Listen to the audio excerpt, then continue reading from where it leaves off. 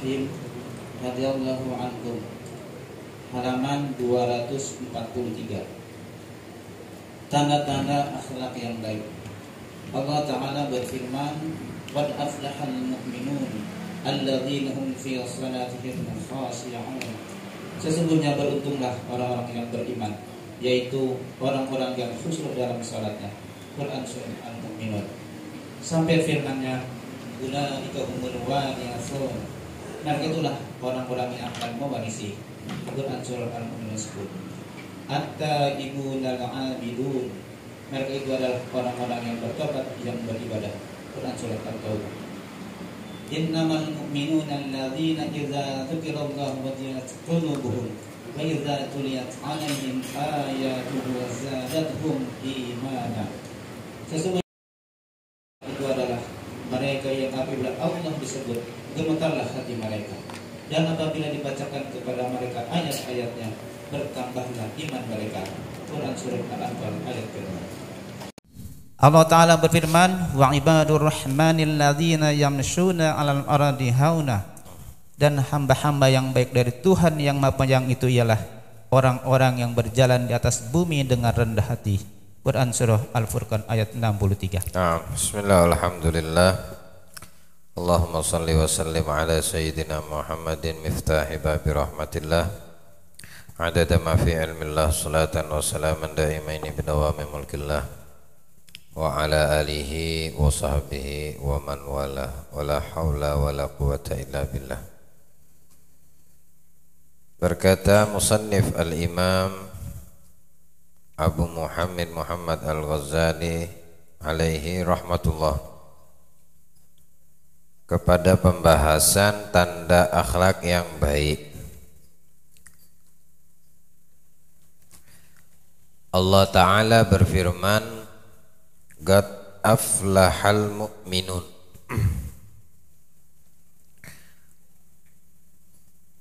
Sungguh beruntung orang-orang yang beriman. Alladzina hum fi salatihim khashi'un, yaitu orang yang khusyuk di dalam mendirikan salatnya. Menunjukkan daripada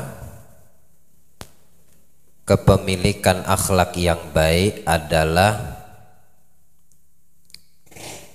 jika didapati pada diri manusia itu saat dia mendirikan sholat dan dia orang yang beriman kepada Allah, mereka mendapati ibadah sholat yang didirikannya penuh dengan makna khusyuk.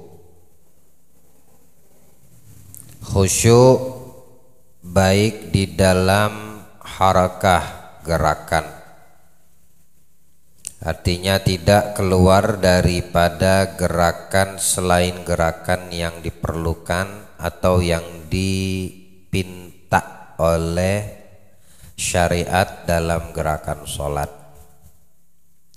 Khusyuk di dalam tilawah, membaca daripada apa yang dipinta syariat di dalam pembacaannya saat mendirikan ibadah sholat.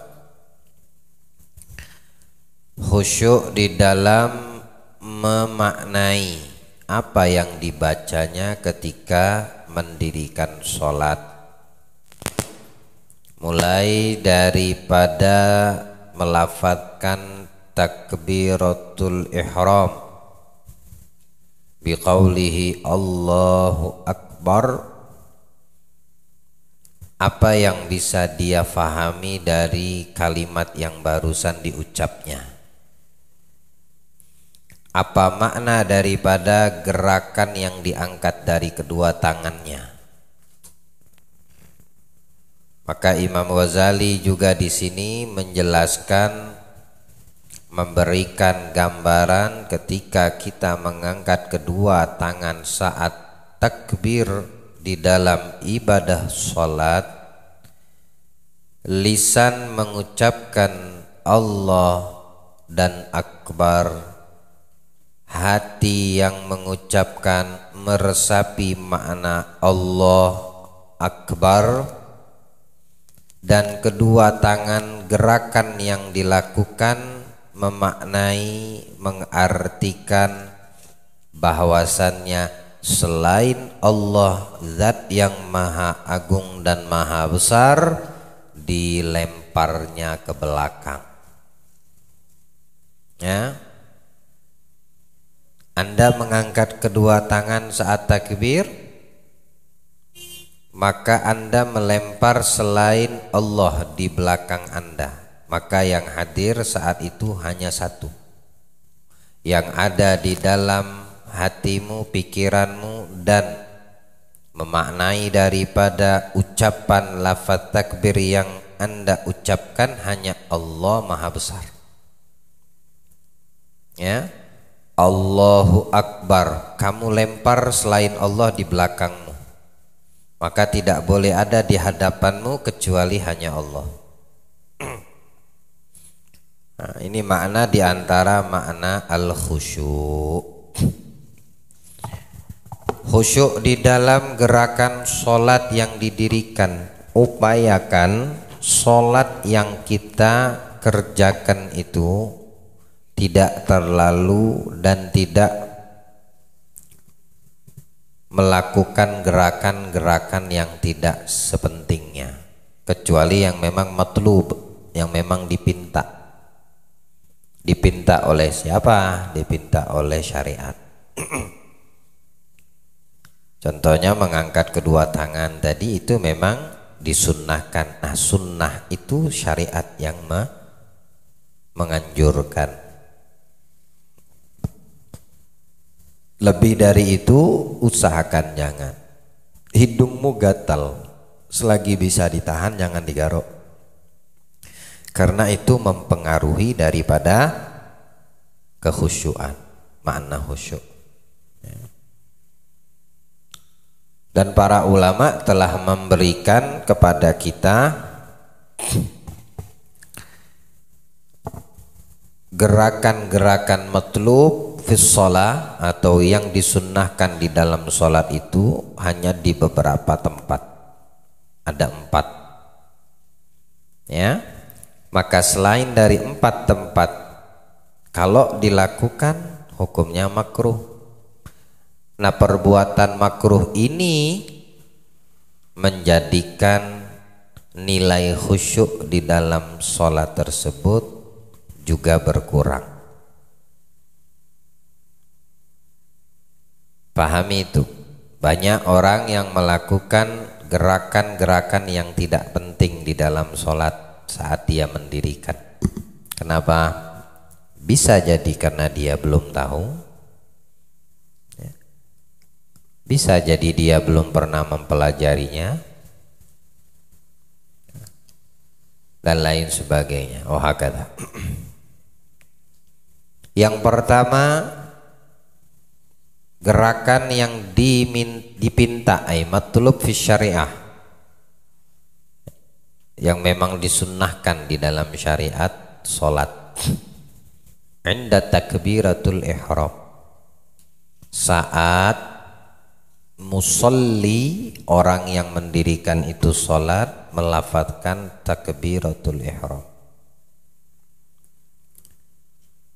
Kalimat takbir ada 2. Pertama takbiratul ihram di dalam sholat ini. Yang kedua takbiratul intiqal. Kalau takbiratul ihram bermakna takbir yang diucapkan, orang yang mengucapkan menunjukkan makna dia masuk ke dalam sholat. Kalau takbiratul intiqal, sama pengucapannya juga, takbirnya itu sama, pelafazannya juga sama, kalimat yang diucapkan juga sama, tidak beda. Takbir itu ucapan Allah dan akbar. Tamam. Tapi kalau takbir intiqal, takbir perubahan dari satu rukun ke rukun yang lain, takbir perpindahan dari satu rukun ke rukun sholat yang berikutnya. Tapi kalau takbiratul ihram itu cuma satu arti dan makna, masuknya orang itu ke dalam ibadah sholat. Baik. Sekarang dia habis takbiratul ihram, dia baca apa yang matlub fi syar'i, ya. Setelah dia baca apa yang disunnahkan atau diwajibkan dibaca, maka dia melangsungkan rukun-rukun sholat yang telah diurutkan, mulai dari berdiri. Setelah berdiri ruku, apa yang diucap?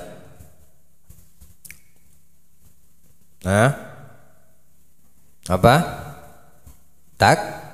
Itu namanya takbir intiqal, bukan takbiratul ihram lagi, intiqal. Allahu Akbar sama ndak dengan takbiratul ihram? Sama, cuma maknanya tidak sama. Waktu dia mau sujud, apa yang diucapnya? Maka itu dihukumi takbir apa? Takbiratul apa nang? Intiqal. Paham? Baik. Waktu dia mau mengangkat kepala dari sujud, sama kan yang diucapkan? Sama. Mau kembali kepada sujud yang kedua juga sama.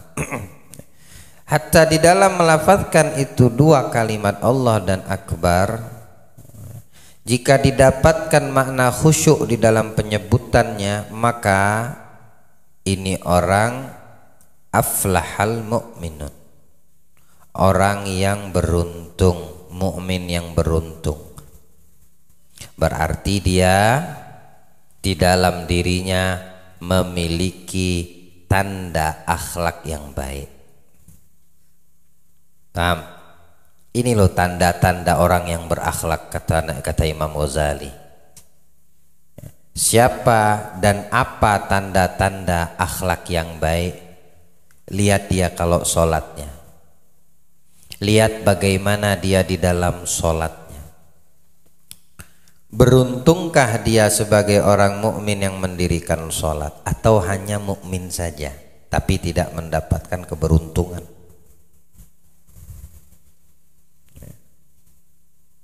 Kalau di dalam sholatnya dia mukmin tersebut beruntung, apa tandanya beruntung?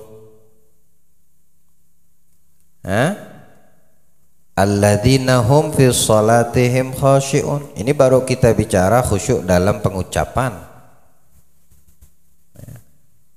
khusyuk dalam memaknai takbiratul ihram. Habis takbiratul ihram, apa yang kita ucapkan? Matlub syar'i, Allahu Akbar kabira walhamdulillahi katsira wa subhanallah bukrata wa asila. Ini wajjahtu wajhiya lilladzi fataras samawati wal ard. Faham enggak maknanya? Adakah keinginan untuk upaya memahami makna itu yang dibaca? Atau mungkin selama ini hanya kita sebatas membaca? Karena memahami makna yang dibaca itu tanda daripada khusyuk orang di dalam sholat.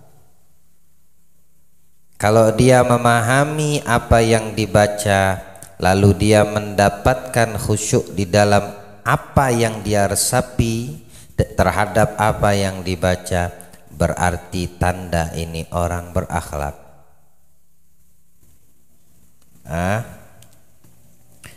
Karena dia termasuk mukmin yang Allah cerminkan di dalam Al-Quran, qad aflahal mu'minun alladzina hum fi salatihim khashi'un walladzina hum li amanatihim walladzina hum li furujihim yuhafizun. Banyak tuh setelah ayat itu tanda-tanda orang berakhlak. Terhadap amanat, dia selalu memenuhi amanat, menjadi orang yang amanat.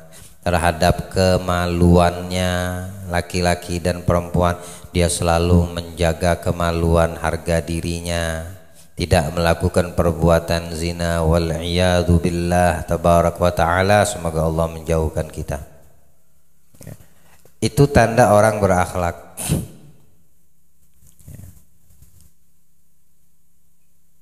Karena ini cerminan tanda orang yang berakhlak, kata Imam Ghazali. Ini contoh ayatnya yang pertama. Saat membaca Al-Fatihah, komunikasi itu kita sama Allah tuh sedang ngobrol berdua, ya. Pahami saat baca Al-Quran jangan sekedar membaca atau dibaca. Kamu itu sedang asik ngobrol sama Allah. Lihat penjelasan Habib Hussein bin Aqil kemarin waktu Isra Mi'raj di Al-Masjid Al-Ma'arif. Beliau detailkan itu kalimat kandungan Fatihah. Ya, saat seorang hamba membaca Alhamdulillahi Rabbil Alamin, maka Allah menjawab bacaan hamba tersebut, Hamidani abdi. Ya malaikatku, lihat hambaku fulan sedang memujiku. Ya, Allah umumkan di halayak malaikat semua. Bagaimana tidak bangga kamu ketika Allah mengumumkan, menyebut namamu di halayak para malaikat. Semua para malaikat namamu disebut, fulan bin fulan sedang memujiku. Apa ndak bangga kita saat baca itu Fatihah, ya. Apalagi kalau kita memahami, oh ini komunikasi. Saat aku bilang Alhamdulillah, berarti Allah sedang memujiku di halayak malaikat. Ar-Rahmanir Rahim, athna alayya abdi. Itu dibalas sama Allah. Kita bilang Allah Maha Pengasih, Allah Maha Penyayang. Kamu tinggal meresapi, memahami kalau saat kamu mengucapkan itu lafaz, itu ayat, kamu dibalas langsung sama Allah. Kan kamu mendengar balasan Allah itu, ya? Kita itu mendengar apa yang dibalas sama Allah. Apa balasan dari Allah? Athna alayya rabbi. Tahu dari mana? Nabi lo yang menjelaskan, sallallahu alaihi wasallam. Inilah yang Allah balas saat kalian wahai umatku baca Fatihah. Apalagi setelahnya Maliki Yaumiddin atau Maliki Yaumiddin, boleh dua-dua dibaca sama, ya. Bahkan yang kita dapatkan dari guru-guru kita, sunnahnya itu di rakaat pertama dipanjangkan matnya, dipanjangkan Maliki Yaumiddin. Di rakaat kedua sunnahnya dipendekkan satu harakat, Maliki Yaumiddin. Karena Nabi pun pernah membaca seperti itu, dan itu qiraah mu'tabar, ya. Qiraatul Quran yang dibetulkan. Saat kita bilang Maliki Yaumiddin atau Maliki Yaumiddin, majjadani abdi, Allah puji lagi. Dipuji lagi, lihat ya malaikat, lihat hambaku, dari tadi awal ayat sampai sekarang selalu puji aku, kata Allah. Dibanggakan nama kita yang baca ayat pertama, kedua, ketiga tadi. Masuk ayat keempat, iyyaka na'budu wa iyyaka nasta'in. Kalian wahai malaikat off ya, ini urusan pribadi aku dan hambaku. Kalian tidak usah ikut campur, dan kalian tidak boleh tahu, kata Allah. Disitulah berduaan manusia ketika di dalam sholat dia membaca iyyaka, ya, kepadamu wahai Allah, ya Allah, na'budu, kami menyembah, wa iyyaka, dan kepadamu ya Allah, nasta'in, kami mohon pertolongan, bantuan. Kata Allah, minta. Mau minta apa? Kamu minta apa? Bantuan apa dariku? Kau pengen apa dariku, kata Allah.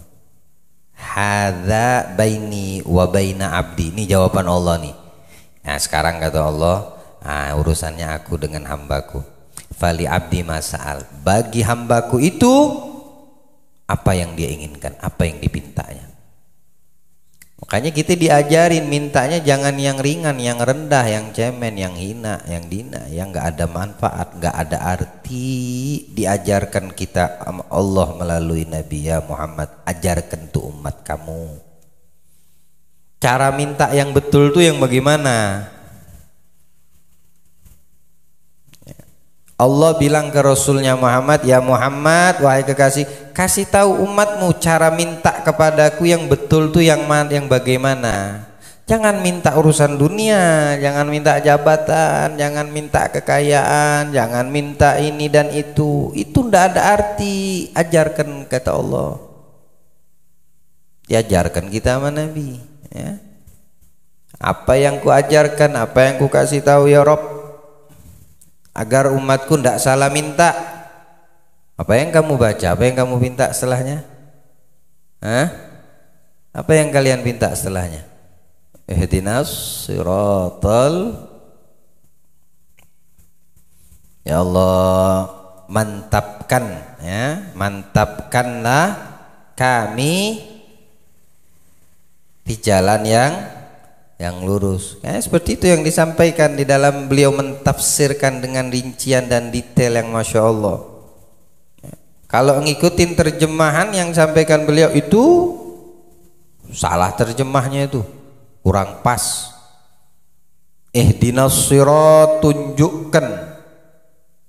Nah, bukan tunjukkan. Karena orang yang beriman sudah mendapatkan petunjuk. Maknanya seperti yang dikatakan para ulama tafsir, di antaranya Imam Jalaluddin As-Suyuti, athbatna ala siratal mustaqim, mantapkan. Ya. Kalau nggak mantap langkah kita bakal membelok nanti. Itu yang dikhawatirkan. Ya. Siratal ladzina an'amta alaihim. Ini jalan yang lurus nih. Mantapkan ke jalan yang lurus. Jalan siapa? Alladzina an'amta alaihim, yaitu jalan yang mereka itu dapat kenikmatan. Siapa mereka? Para anbiya, para sahabat, para tabi'in, para aulia, para ulama al-amilin yang mengamalkan ilmu. Itu jalan yang penuh dengan kenikmatan. Istrinya Rasul, putrinya Nabi, wanita soleha, itu jalan yang penuh dengan kenikmatan. Bukan jalan yang dimurkai, ghairil maghdubi alaihim, jalan mereka yang dimurkai. Ya, siapa? Ya, orang-orang Yahudi. Itu dimurkai Allah, dia punya jalan itu, tujuan, arah, kemana langkah. Jangan kita terikuti dengan langkah mereka. Cara ngomong kita, cara berpakaiannya kita, cara bergaul, pilih teman di dalam bergaul. Nah, itu kan banyak ngikutin cara hidup mereka tanpa kita sadari. Atau yang menyesatkan, waladhdallin, itu orang-orang dari kalangan Nasrani. Jalan yang lurus, jalan Nabi kita Muhammad SAW. Nikmat kalau kita bisa khusyuk di dalam memahami apa yang kita baca. Allah beri pemahaman insyaallah. Jadikan kita orang-orang yang khusyuk. Karena orang yang khusyuk, kata Imam Ghazali di dalam salat mereka, petanda dia orang yang berakhlak. Allah jadikan kita orang yang khusyuk. Ada orang untuk melatih memahami apa yang dibaca setiap sholat itu 1 minggu itu aja ayatnya dibacanya. Ya. Minggu pertama ini pokoknya dalam 5 waktu, sholat 5 waktu itu rakaat pertama, rakaat kedua wadduha, alam nasyra, wadduha, alam nasyra, wadduha, alam nasyra. Tapi dengan berupaya memahami, ya. Mulutnya mengucapkan wadduha, hati dan pikirannya memahami artinya. Wadduha, apa itu? Demi waktu duha. Maknanya dulu lah, makna secara harfiahnya dulu, nanti sebab nuzulnya. Karena setiap ayat itu, setiap Al-Quran mesti ada sebab diturunkannya. Wadduha dulu, artinya dulu deh. Itu 1 minggu diulangi sama dia. Rakaat pertama wadduha, rakaat kedua alam nasyra, rakaat pertama nanti zuhur begitu, asar begitu, maghrib begitu, isya udah dapat 5. Kalau seminggu hafal dia artinya setiap ayat. Setiap ayat itu dia akan hafal. Setiap dia baca itu ayat, ya, dia menerjemahkan pikirannya, akal pikirannya menerjemahkan, mulutnya membacanya. Nah, pernah enggak kita mempraktekannya seperti itu? Nah, ini sudah rumus loh ini. Ini rumus yang saya jelaskan, ini adalah rumus. Jangan telinga kita mendengar tapi tidak mau kita mengamalkan atau mempraktekkan. Sampai mati tidak bakal kita paham tuh arti. Sampai mati kamu tidak akan pernah paham apa yang kamu baca. Ya. 1 minggu itu 2 ayat aja. Nanti minggu kedua nanti kamu tambahin lagi inna anzalna watin wa zaitun sama inna anzalna setelahnya. Mulai dari ayat pendek. Ayat-ayat pendek aja, nggak usah Al-Baqarah, mulai nanti Al-Baqarah nanti. Kalau panjang, yang pendek dulu, yang hari-hari dibaca itu. Inna a'tainakal kautsar, qul huwallahu ahad. Setiap baca qul huwallahu, mulut membaca tapi hati dan pikiran kita menerjemahkan, memaknai apa yang sudah dimaknai di dalam terjemahannya. Tamam? Ya? Allah berikan kemudahan untuk mengamalkan insyaallah. Lama kelamaan nanti Allah akan memberikan makna faham. Ada orang yang berakhlak, tandanya dia khusyuk di dalam salatnya. Qala ta'ala ulaika humul warithun, mereka itulah orang-orang yang akan mewarisi akhlak yang baik.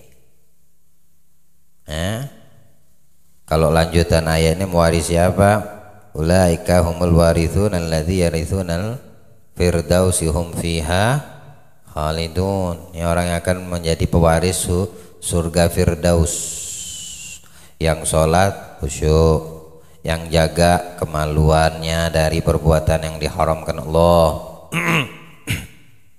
yang amanat orangnya, itu pewaris surga firdaus. Allah jadikan kita penghuni surga firdaus. At-taibunal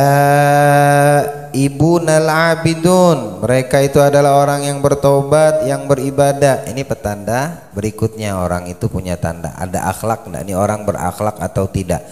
Lihat dia gemar atau tidak dia bertobat, atau sesekali. Alhamdulillah, tobat itu setiap waktu. Taubat itu setiap waktu, bukan setiap habis melakukan maksiat. Kalau kita bicara setiap habis melakukan maksiat, demi Allah lebih banyak maksiat dari taubat yang kita lakukan. Apakah setiap maksiat kita bertobat? Kepleset lidah aja kamu sudah bermaksiat, belum lagi kepleset hatimu.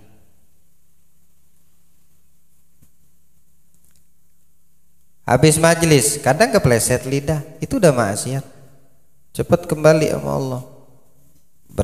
Petanda ini orang berakhlak. Kullukum khatta'un, kata Nabi, semua kalian itu manusia itu melakukan kesalahan, berbuat salah, enggak luput dari salah, enggak bisa lepas dari perbuatan salah. Bisa jadi 24 jam kita melakukan kesalahan, sadar dan tidak sadar. Wa khairu khatta'una tawwabin, wa khairu khatta'ina tawwabun. Kullukum khatta'un wa khairu khatta'ina tawwabin. Kama qala alaihi wasallam, sebaik-baik orang yang berbuat salah yang kembali, yang bertaubat maksudnya. Kita ini orang yang berbuat salah banyak, tapi sebaik-baik kesalahan yang kita lakukan kembali kepada Allah. Ada sebaik-baik kesalahan kembali kepada Allah. Bukan sebaik-baik kesalahan mengulangi kesalahan, tapi sebaik-baik kesalahan kembali kepada Allah, bermakna meninggalkan kesalahan tersebut dan tidak mau mengulanginya lagi. Ia kembali kepada Allah. Meski 100 kali bermaksiat, 100 kali kembali kepada Allah dan bertobat. Kepleset lidah, kepleset hati banyak. Paling sering manusia ini, kita ini kepleset lidah. Paling sering.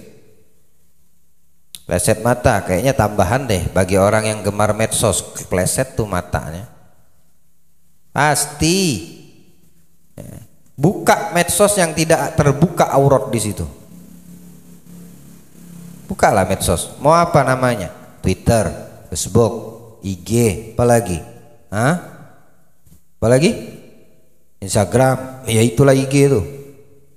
Apalagi namanya yang baru-baru keluar ini? Nggak ngerti aku. Hah? Laptop, TikTok. Ya. Bisakah memberikan jaminan saat membuka itu matamu tidak berdosa? Gak bisa. Jadi kalau pengen menjaga mata, hilangkan tuh medsos. Aduh Bib, gak bisa Anda menghilangkan. Berarti kamu tidak ada keinginan untuk menjadi orang yang baik. Lantas bagaimana kamu akan tampil akhlak yang betul-betul akhlak yang baik? Tumpang tindih jadinya. Ya, taubat kalau merasa melakukan dosa besar, baru deh dia merasa harus bertaubat. Lah itu yang kita lakukan tiap hari itu.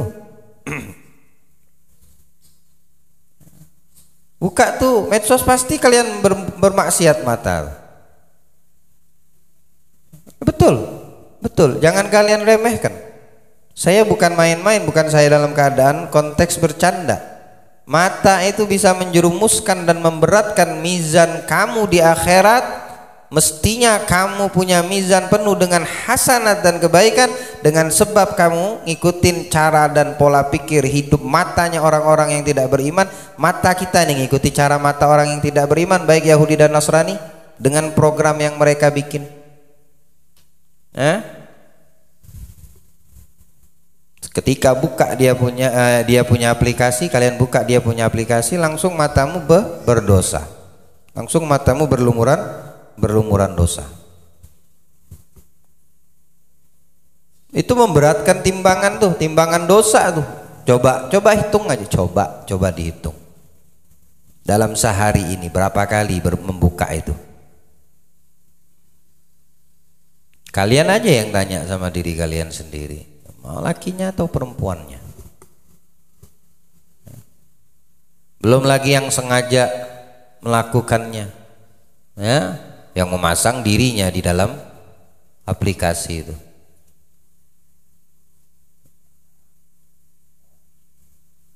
Kalau mau dikatakan maaf, kalian ini sinting gila, nggak bakal terima kamu. Tapi memang kenyataannya begitu. Tidakkah kalian ingat Imam Haddad pernah bilang apa?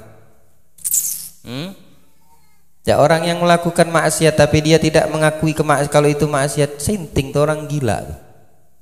Tahu dia tuh maksiat, tahu itu perbuatan dosa, tapi tetap dilakukan. Ketika dibilang kamu kenapa berbuat maksiat? Oh, ini bukan maksiat. Gila gak tuh orang?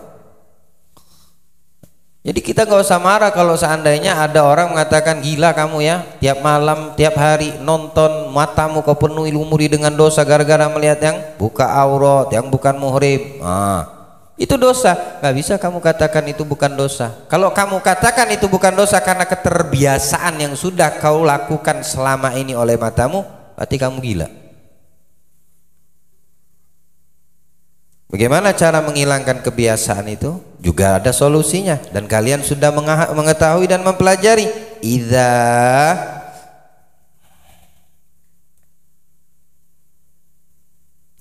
al-'ada idza rasakhat nasihat. Sudah belajar belum? Sudah pernah kalian pelajari belum? Jangan bilang belum. Al-'ada idza rasakhat nusikhat. Ini yang baca ini berulang kali salah dan saya menegur, orangnya hadir loh di sini. Saya bilang nasakhat, nusikhat, diulang lagi. Itu kajian arba'in di rumah Haji Firdaus tahun tadi atau tahun sebelumnya. Kebiasaan itu kalau udah melekat, mengakar, ada yang ingat? Sekarang saya tanya, kalau kebiasaan melihat medsos, TikTok, IG, Facebook, Twitter dan lain sebagainya, apalah itu namanya, kan udah terbiasa matamu melihat itu. Bagaimana cara menghilangkannya? Biasakan tidak melihat, biasakan tidak membuka ya. Aktifin aja notifikasi WA-mu, kagak usah selain itu. WA-mu kamu aktifin aja suaranya. Kalau binimu kirim pesan WA, suaranya seperti ini. Di luar suamimu atau istrimu begini suaranya. Ketika itu terdengar suara, buka aja. Mungkin penting, nggak penting, ya udah, nggak perlu dilihat. Kalau tidak kamu biasakan, kamu akan selalu terbiasa dengan yang sudah kamu biasakan.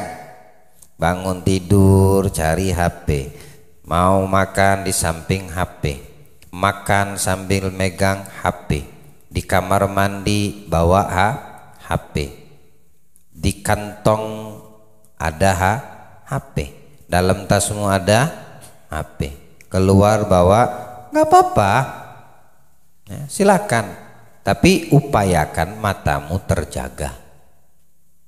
Upayakan matamu terjaga. Dan orang yang berakhlak tandanya sering kembali kepada Allah. Bagaimana ada orang yang mempermainkan maksiat dengan sengaja. Kita membuka itu medsos, kita itu bermaksiat mata, dan kita melakukannya sengaja atau tidak? Sengaja ya. Aneh mau buka medsos, mudah-mudahan gak kelihatan wanita buka aurat. Bisa terjadi itu. Bisa terjadi. Itu program orang-orang yang tidak beriman ya. Program yang tidak beriman seperti itu dibuka matamu. Kagak usah dibuka, kagak usah dipelototin. Yang perempuan ngelihat laki-laki, tampan betul. Yang laki-laki melihat perempuan, cantik betul. Dipelototin. Dosa kan mata itu? Dosa, kamu sudah dibuatnya lupa, kamu dibuatnya menghayal bahkan ya. Lakimu bukan, binimu bukan, dosanya tetap ya jalan. Jadi orang yang bertobat adalah orang-orang yang beribadah. Orang-orang yang bertobat yang beribadah. Nah inilah orang dua ini karakter yang tanda-tanda orang itu berakhlak. Qala ta'ala innamal mu'minuna alladzina idza dzukirallahu wajilat qulubuhum wa idza tuliyat 'alaihim ayatu zadatuhum imana wa 'ala rabbihim yatawakkalun. Ini tanda-tanda orang itu berakhlak. Sesungguhnya orang-orang mukmin kalau disebut nama Allah bergetar dia punya hati. Dengar nama Allah aja dia punya hati itu langsung haram. Kalimat haram itu hukum Allah. Bagaimana hati kita ya? Allah yang bilang itu, jangan lakukan ini maksiat, dosa, itu Allah saya berbicara. Gimana hati kita? Biasa aja. Pertama, nggak sempurna iman, bukan ciri-ciri orang yang beriman. Yang kedua, tidak ada tanda akhlak baik pada diri orang itu. Cerminan orang yang berakhlak setelah mereka beriman ketika disebut nama Allah atau nama orang-orang yang dekat sama Allah atau hukum-hukum Allah, wajilat qulubuhum, bergetar dia punya hatinya. Wa idza tuliyat alaihimul ayatu, kalau dibacakan ayat Allah, zadatuhum, bertambah imannya. Iman mereka terus bertambah kalau sudah berkenaan dengan Allah Subhanahu wa taala. Itu tanda orang berakhlak. Allah beri pemahaman untuk kita insyaallah. Allah beri pemahaman. Qala ta'ala wa ibadur rahman alladzina yamshuna 'alal ardi hauna idza khatabahumul jahiluna qalu salama. Dan hamba-hamba Allah yang baik dari Tuhan yang Maha Penyayang siapa? Yang berjalan di atas bumi dengan rendah hati. Orang yang tawadhu tandanya itu orang berakhlak. Tawadhu, merendah dia di atas muka bumi Allah. Ya, bukan jalan membungkuk. Bukan jalannya membungkuk. Hatinya tawadhu. Dia berdiri, dia berjalan, dia hidup di atas muka bumi Allah penuh dengan makna rendah hati. Ya, siapa orang yang rendah hati? Orang yang tidak congkak, tidak pernah meremehkan orang, tidak pernah menghinakan orang, tidak merasa dirinya lebih baik dari orang. Ada tawadhu. Ana lebih baik dari dia, ana lebih ganteng dari dia, ana lebih cantik dari dia, ana lebih dekat sama dia. Sampai kau meremehkan orang lain. Bagaimana mau dibilang tawadhu? Wa idza khatabahumul jahilun, kalau ada orang bodoh, orang jahil ngomong bicara, qalu salama, dia akan mengatakan keselamatan. Lebih memilih selamat. Nggak diladenin, nggak dilayanin, ya, nggak dilayanin. Tahu orang yang bodoh, orang yang nggak bisa jaga mulut, tapi kamu harus tahu ada orang yang lebih bodoh yang melayanin orang yang bodoh yang nggak bisa jaga mulut. Tamam? Ada orang nggak bisa jaga mulut, kamu ladeni, kamu paling bodohnya orang. Yang nggak bisa jaga mulut itu udah bodoh. Makanya ciri-ciri orang yang cerdas, pintar, kata Allah, wa idza khatabahumul jahilun qalu salama. Orang bodoh ngajak ngomong, ana pilih selamat. Diam aja. Karena dengan diam itu selamat. Ya. Itu orang yang bodoh. Orang yang banyak mengeluh itu orang bodoh. Kamu ladenin, kamu paling bodoh, lebih bodoh dari dia. Andaikan kamu diam, andaikan kamu tidak bersuara, sama sekali tidak bersuara, diam 1000 bahasa, kamu pintar. Tapi kalau kamu ladeni, kamu orang lebih bodoh dari dia. Allah jaga lisan dan telinga kita insya Allah. Allah berikan makna pemahaman, Allah berikan kemudahan untuk kita mengamalkan insya Allah. Amin ya rabbal alamin. Alhamdulillah, pada malam hari ini juga kita memperingati Isra wal Mi'raj Nabi kita Muhammad sallallahu alaihi wa alihi wasallam. Dikatakan ulama, orang yang tidak mempercayai dan meyakini Isra Nabi murtad. Karena itu binassil Quran, qauluhu ta'ala subhanalladzi asra bi 'abdihi laila minal masjidil haram ilal masjidil aqsa alladzi barakna haulahu linuriyahu min ayatina innahu was-sami'ul basir. Al-ayah. Jadi orang yang tidak meyakini, mempercayai Isra itu enggak ada, tahayul hayalan, masa Nabi.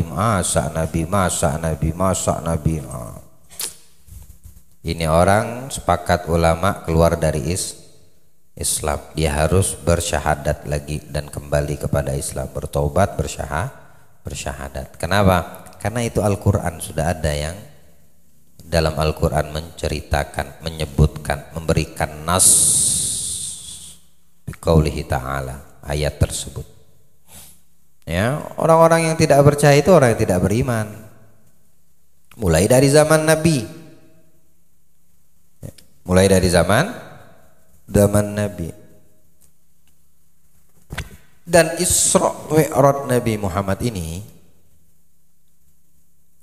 adalah hadiah dari Allah yang paling besar hadiah, menunjukkan kedudukan dan maqam Nabi kita Muhammad itu tinggi. Paling tingginya kedudukan derajat manusia makhluk ciptaan Allah, mulai dari para nabi dan rasul sekalipun Nabi kita Muhammad orangnya. Ya. Karena tidak ada yang dipanggil sama Allah dalam perjalanan Isra wal Mi'raj dari semua para nabi dan rasul. Ya. Mereka diutus di bumi ini, udah di bumi. Tapi kalau sampai melihat melewati dan melihat apa yang diperlihatkan Allah, sampai menghadap kepada Allah, sampai kepada batasan yang sangat dekat dengan Allah. Karena Allah itu tidak bisa disifatkan dengan waktu dan tempat. Ya.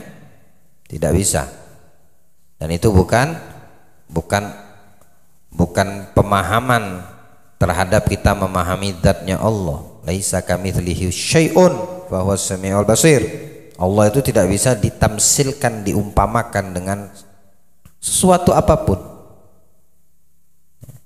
Tapi Dia Maha mendengar, Dia Maha menyaksikan dan melihat. Cuma bukan tidak ada sebab Nabi kita Muhammad itu mendapatkan hadiah ini dari Allah, mesti ada sebab.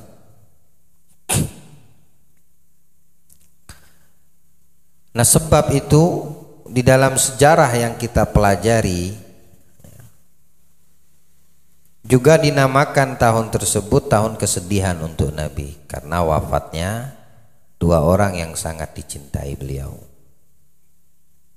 Yang pertama paman beliau, Abi Thalib, orangnya sederhana, tapi beliau disegani di kalangan Quraisy,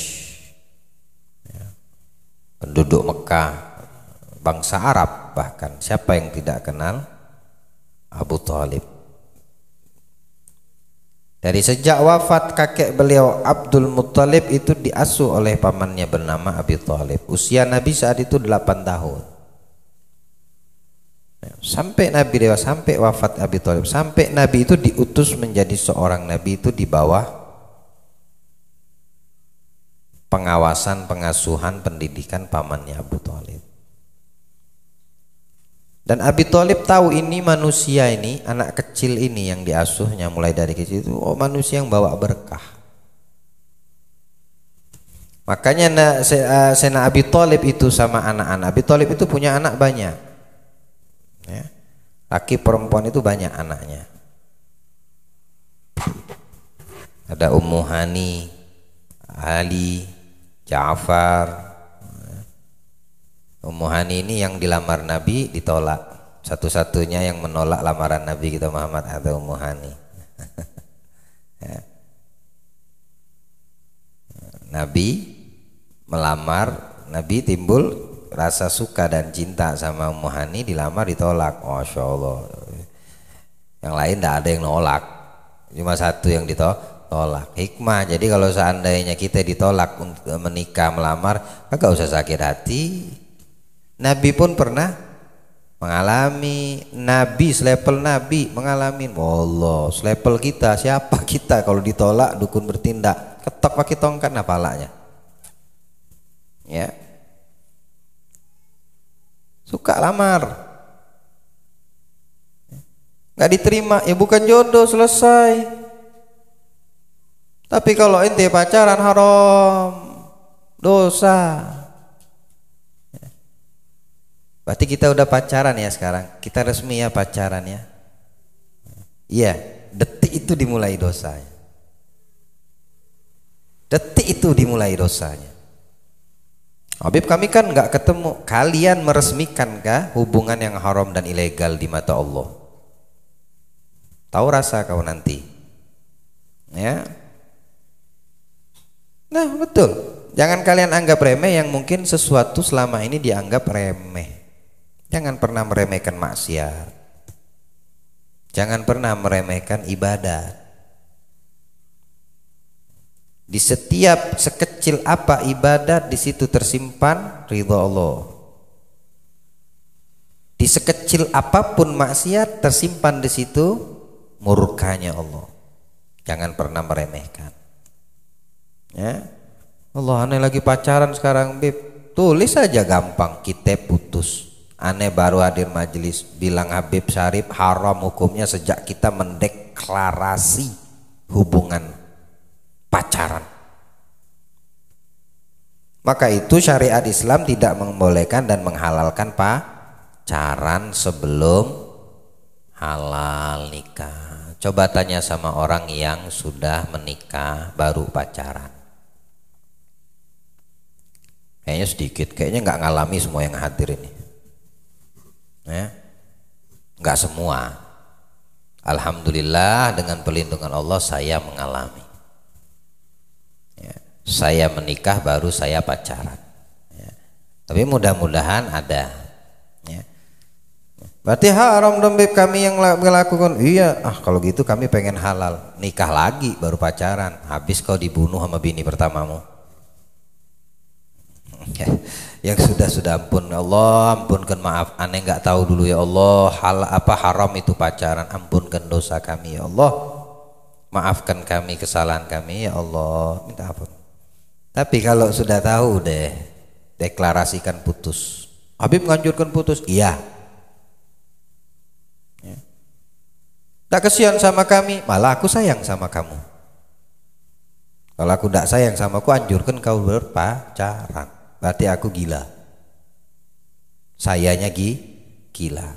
Kenapa? Yang salah saya benarkan. Haram, pacaran haram.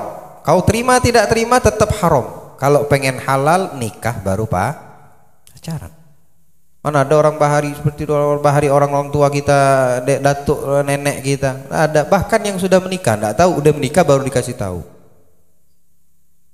Hanya sama ente punya kakek yang berumur tua, yang udah di atas 50 tahun yang lalu. Mana ada sih tempat pacaran kayak sekarang. Ini zaman gila, nih zaman rusak. Ya, kalau enggak udah cukup sama kamu, jangan sampai sama anak-anakmu ya. Jangan sampai anak-anakmu melakukan apa yang kamu pernah lakukan. Bagi yang sudah menikah dan punya anak, yang belum menikah putusin, nggak usah takut. Atau kamu betul-betul suka, lamar anaknya. Lamar ke orang tuanya. Pak, Bu, saya Fulan bin Fulan pacaran sama anak ibu. Sekarang saya mau naikkan volumenya. Saya mau melamar anak ibu. Tidak mau saya pacaran karena saya takut zina. Saya takut haram dosa. Saya takut sama Allah. Lihat jawaban. Kalau tidak diridhoi, ya sudah selesai. Ya, selesai. Tidak berani ya Nabi datang ke orang tuanya melamar lagi. Apa mau nanti kasih makan anak? Kalau ditanya apa, malu saya nih. Sudah kau berdua putus. Ya. Kesian sakit hati daripada kau punya diri nanti disakiti sama Allah karena dosa yang berkelanjutan. Pakai akal aja dah. Jangan selalu ngikutin nafsu. Ini budak hawa nafsu nih yang seperti ini nih. Kamu itu budak Allah. Kita semua ini budaknya Allah. Jangan jadi budaknya nafsu. Jangan jadi budak perempuan, celaka kata Nabi. Jangan jadi budak harta benda, celaka kata Nabi. Jangan jadi budak dunia, celaka kata Nabi. Yang tidak celaka jadi budak Allah, bahagia tuh. Ya, jadikan kita budak Allah. Nggak diterima lamaran Nabi, ya udah, kan jodoh. Ya. Tapi perlu kita ketahui dalam sejarah Nabi pernah melamar dan juga pernah ditolak. Yang dilamar Nabi itu adalah sepupu sendiri. Ummu Hani itu saudarinya Ali bin Abi Thalib, putri dari paman yang mengasuh Nabi. Dilamar dalam keadaan masih perawan. Loh, anak 4. Anaknya 4, ditinggal suaminya, ya, punya anak 4. Dilihat sama Nabi, perhatian sama anak-anaknya, kasih sayang sama anak-anaknya, didikan untuk anak-anaknya, mateng. Dilamar sama Nabi ditolak. Alasannya apa? Khawatir lebih mementingkan anak dari suami. Wajar, masuk akal alasannya, dan jadi ilmu. Ya. Nah, abahnya ini Abi Thalib merawat Nabi, wafat, meninggal. Yang melindungi Nabi dari kejeran dan carmaki orang-orang yang tidak beriman dari kafir Quraisy, wafat. Yang menjadi benteng dan melindungi Nabi, wafat. Sedih Nabi. Tidak lama dari situ istri beliau Khadijah, istri yang menghabiskan hartanya untuk Allah dan Nabi, wafat. Sedih Nabi. Yang pertama perempuan beriman kepada beliau meninggal, sedih Nabi. Yang menguatkan Nabi di dalam dakwahnya meninggal, sedih Nabi. Berharaplah daripada kesedihan tersebut beliau keluar ke Taif dakwah. Siapa tahu ada dari keturunan Bani Taif menerima Islam. Oh, ternyata tidak juga, bahkan lebih parah. Nabi di Taif, budak-budak anak kecil itu disuruh bikin soft, lemparin Nabi pakai batu sampai berdarah Nabi. Ditolak dakwah dan ajakan Nabi. Di Taif dengan bawa harapan diterima, ternyata disakiti, dizalimi. Nah, di Mekah udah pasti. Di Mekah udah pasti itu. Udah dari awal di Mekah dibenci. Tambah meninggal 2 orang yang menjadi penguat Rasul di dalam dakwah Islam. Tidak lama daripada itu, di tahun itu atau 1 tahun kurang lebih, Allah hibur dengan Isra wal Mi'raj. Nah, di dalam perjalanan dakwah Nabi ini, ya, kenapa Allah menghibur untuk menghilangkan kesedihan? Nabi itu udah susah payah, capek, sabar itu yang membuat hadiah tersebut didapatkan. Isra Mi'raj itu satu kejadian yang sangat dahsyat yang pernah dialami oleh Nabi kita Muhammad. Walaupun kita tahu di situ perintah sholat 5 waktu, ya, tapi banyak kisah dan hikmah yang tidak terhitung dalam perjalanan dan kisah Isra wal Mi'raj itu tidak bisa dibukukan oleh para ulama. Yang tersirat lebih banyak dari yang tersurat peristiwa Isra wal Mi'raj itu. Ya, tapi semua itu tidak didapatkan Nabi terkecuali karena berkah sabarnya. Itu aja kita ambil hikmahnya Isra Mi'raj. Ya. Sabar Nabi di dalam kejahatan orang-orang kafir selama Nabi di kota Mekah itu dihadiahkan Allah Isra Mi'raj. Nabi belum hijrah ke Madinah. 1 tahun setelahnya baru Nabi hijrah. Makanya dalam perjalanan Isra itu Jibril dengan Rasulullah turun sholat di satu lembah, di satu tempat. Ternyata bilang Jibril tanya, tahukah ya Muhammad sholat di mana barusan 2 rakaat? Tidak tahu, kata Rasulullah. Ini Thaibah, nanti kau akan hijrah ke sini. Berarti di mana itu? Nabi belum hijrah. Itulah Madinah, ya, Madinatul Munawwarah.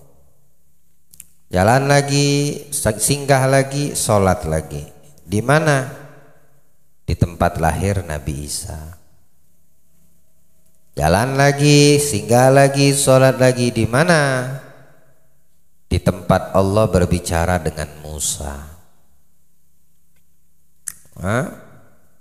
Banyak hikmahnya, tapi inti dari semua yang didapatkan dari Isra Mi'raj Nabi itu karena hadiah sabarnya beliau. Makanya dikatakan sebagian ulama, Al-Quran itu kan yang nertibkan Nabi Muhammad. Al-Quran itu yang menyusun, yang menertibkan, meletakkan suratnya ini di Hindi. Ya. Itu Nabi Muhammad, bukan mengikuti urutan turunnya wahyu. Karena urutan turunnya wahyu itu tidak murattab.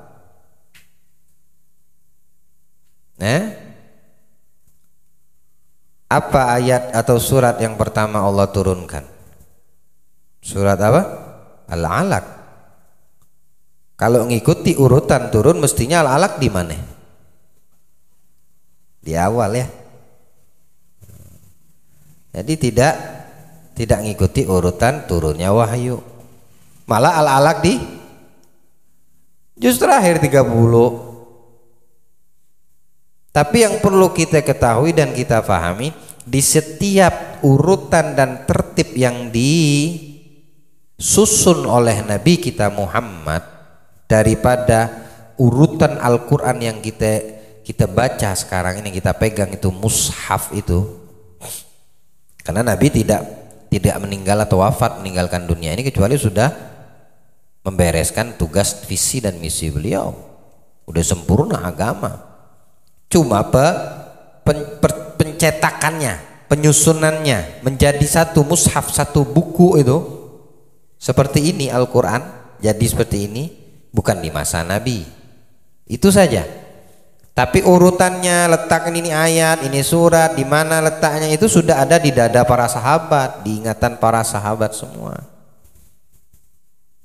Dan Al-Quran terjaga ila yaumil qiyamah, sampai hari kiamat. Dengan apa? Dengan hafalan mereka penghafal Al-Quran. Alhamdulillah, Allah berikan kita kemuliaan untuk bisa menghafal Al-Quran. Ya, kalau tidak kita diberikan kemuliaan tersebut, Allah muliakan melalui anak keturunan kita, insya Allah. Anak kita, cucu kita. Ya. Niatkan, harus diantara mereka ada yang punya hafal Al-Quran. Ya. Orang yang hafal Al-Quran, mereka adalah keluarga besarnya Allah. Orang yang senantiasa baca Al-Quran, mereka masuk ke dalam keluarganya Allah. Ahlul Quran hum ahlullah wa khassatuh, kata Nabi. Ahlul Quran yang suka baca Quran istiqamah atau hafal Al-Quran, masya Allah, mereka keluarga khusus keluarga Allah, menjadi keluarga secara khusus keluarganya Allah. Artinya apa? Dia adalah wahyunya Allah. Khusus enggak itu? Khusus. Mulia enggak itu? Mulia. Ya, kayak kalau untuk Al-Quran jangan kita ringankan. Seperti ada orang tua yang memberatkan selain Al-Quran dari ilmu-ilmu yang ada. Mau fisika, matematika, bahasa Inggris, bahasa itu, nah, Al-Qurannya diinikan. Enggak. Ya, Al-Quran diberatkan, ya, bukan diringankan. Jadi memiliki keterkaitan semua itu daripada ayat-ayat yang ada di dalam Al-Quran, sesuai dengan apa yang telah ditertibkan oleh Nabi kita Muhammad sallallahu alaihi wasallam. Maka sebelum ayat atau sebelum surat Isra, itu kan ayat pertama tuh, Bani Israel tuh, surat Isra tuh. Apa ayat pertamanya bunyi?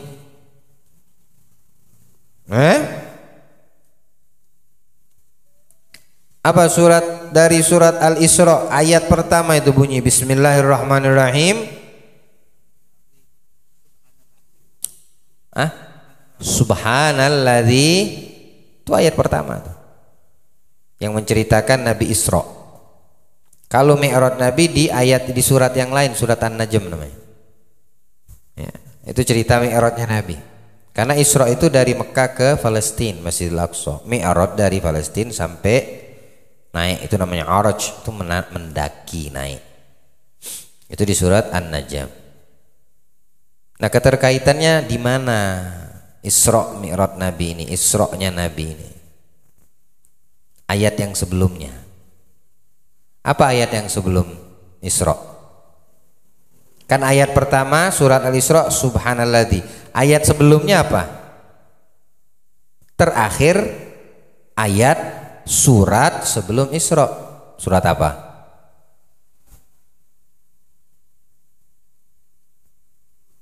Coba dong buka, inti punya aplikasi daripada buka TikTok. Nggak ada kah aplikasi Al-Quran? TikTok aja, IG aja di download. Padahal banyaknya di situ aplikasi, ada Al-Quran, ada hadis, ada sirah nabawi, ada kisah sahabat. Nggak kalian download kah itu? Kelihatan. Ayo coba saya tanya. Keterkaitan itu surat ayat pertama dari surat Al-Isra itu memiliki keterkaitan dikatakan para ulama dengan ayat sebelumnya. Apa ayat sebelumnya? Ya ayat terakhir surat sebelum Al-Isra. Surat apa bunyi ayatnya?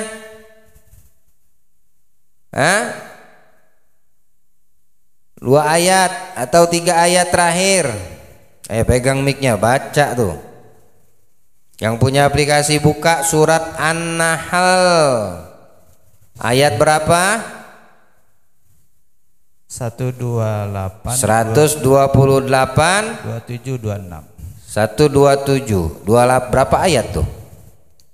129 apa 128? 28. 128 ayat. Nah, berarti 2 ayat sebelumnya. Mulai dari ayat 127 atau mulai dari ayat sebelumnya lagi 126. Itu pertengahan ayat tuh. Coba dibaca.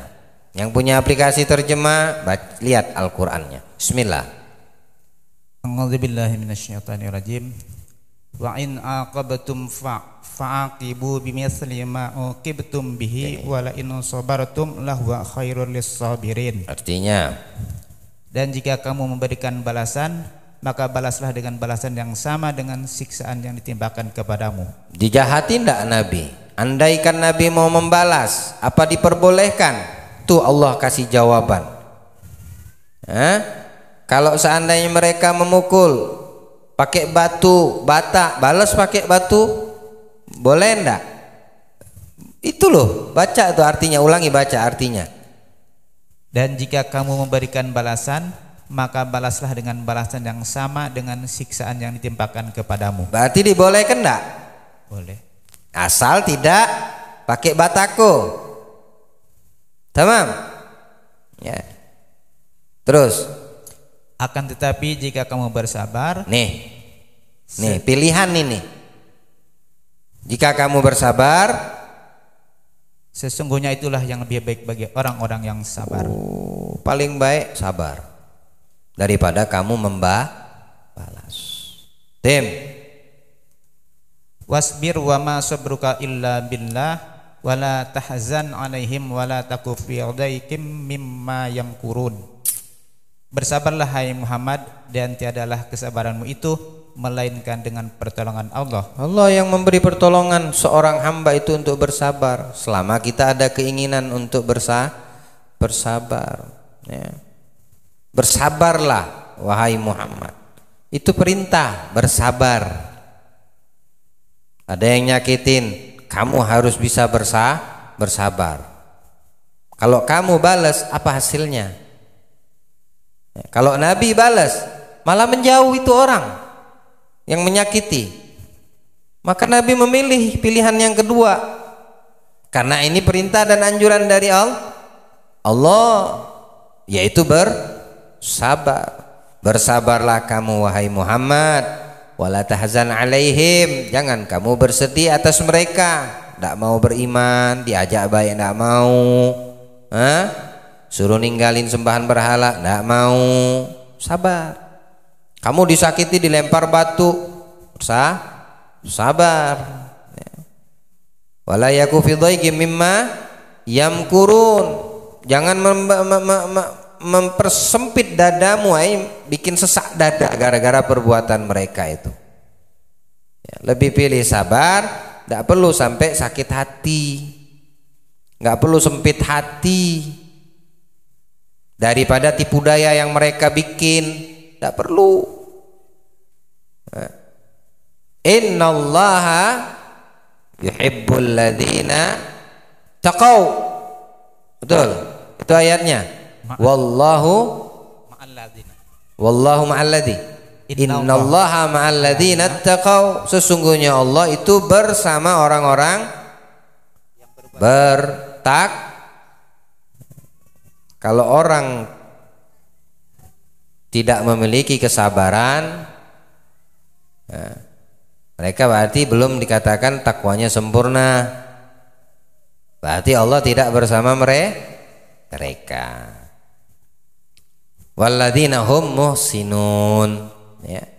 Dan Allah bersama orang-orang yang berbuat baik. Buah sabar itu menghasilkanlah firman Allah setelahnya, Bismillahirrahmanirrahim, Subhanalladzi asra bi'abdihi lailam minal masjidil, dan seterusnya ila akhir ayat.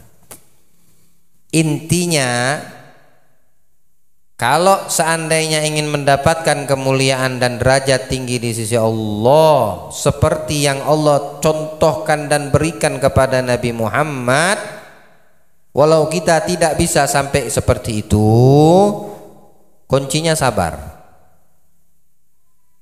Sabar dengan perilaku tidak baik orang. Sabar dengan menjalankan ketaatan kepada Allah.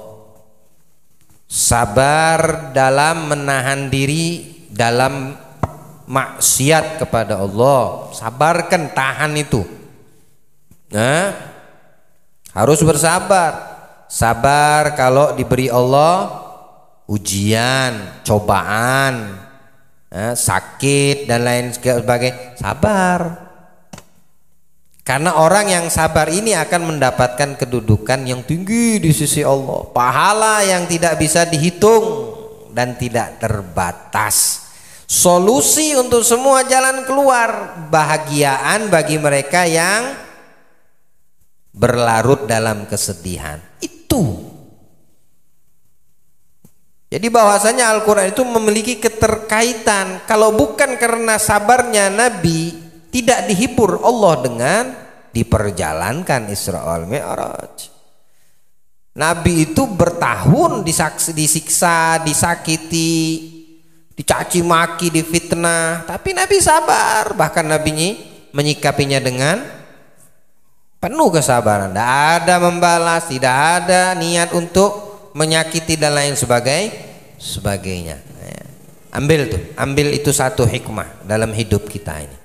Kalau bicara hikmah Isra wal Mi'raj panjang, tidak habis-habis. Tapi ambil satu hikmah saja di dalam kita melewati sisa-sisa umur kita nih, dalam kegiatanmu sehari-hari, ya, dalam praktek ibadahmu, di dalam menahan maksiat kepada Allah, di dalam cobaan, ujian dan lain sebagainya. Sabar.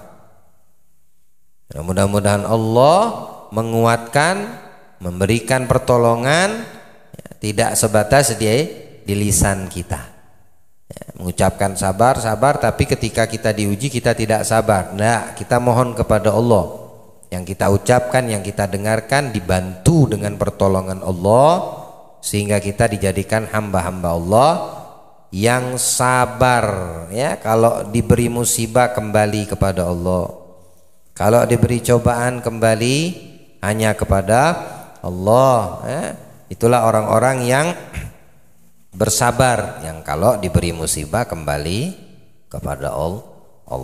Allah beri pemahaman untuk kita, Allah berikan hidayahnya, taufiknya untuk kita sekalian, dijadikan kita manusia yang lebih baik dari yang sebelumnya insyaallah. Dikuatkan sabar kita kepada Allah, dikuatkan rasa sabar kita di dalam menahan diri terhadap apa yang tidak diridhoi Allah Subhanahu wa taala, dan diberikan umur panjang untuk kita penuh barokah, kesehatan, afiat, disampaikan semua hajat kita zahiran wa batinan, dijaga akhlak kita insyaallah, dijaga hati kita, diberikan anugerah akhlak karimah, dan dijadikan kita hamba yang dicintai olehnya, dicintai oleh nabinya, mencintai Allah dan mencintai nabinya, amin ya rabbal.